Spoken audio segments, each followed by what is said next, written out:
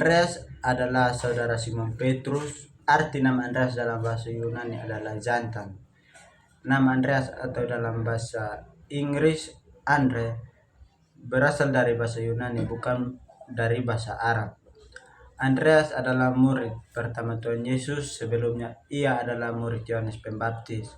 Yohanes Pembaptis memperkenalkan Tuhan Yesus sebagai anak domba Allah pada Andreas, dan kemudian ia mengikut Tuhan Yesus serta membawa Petrus saudaranya kepada Yesus.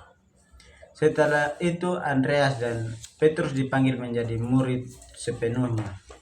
Andreas berasal dari Betsaida, daerah Galilea. Namun kemudian Andreas tinggal bersama Petrus di Kapernaum sebagai penjala ikan. Penekanan misi dalam Andreas: yang pertama, Andreas adalah pencari orang. Salah satu ciri khas Andreas dikenal sebagai pencari orang. Dia selalu mencari orang lain untuk memperkenalkan kepada Yesus. Ini terlihat dari kisah dia bertemu dengan Yesus pertama kali dan kemudian membawa saudara kandungnya Simon Petrus untuk bertemu dengannya. Yang kedua, membawa orang lain kepada Yesus. Andreas berperan aktif dalam membawa orang lain kepada Yesus. Dia bukan hanya seorang pengikut yang pasif, tetapi juga menyebarkan pesan Yesus dan membantu orang lain.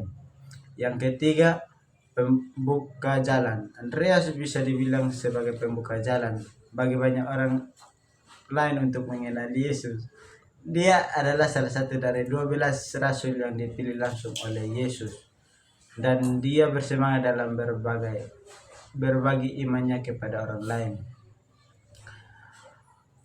Makna bagi masa kini.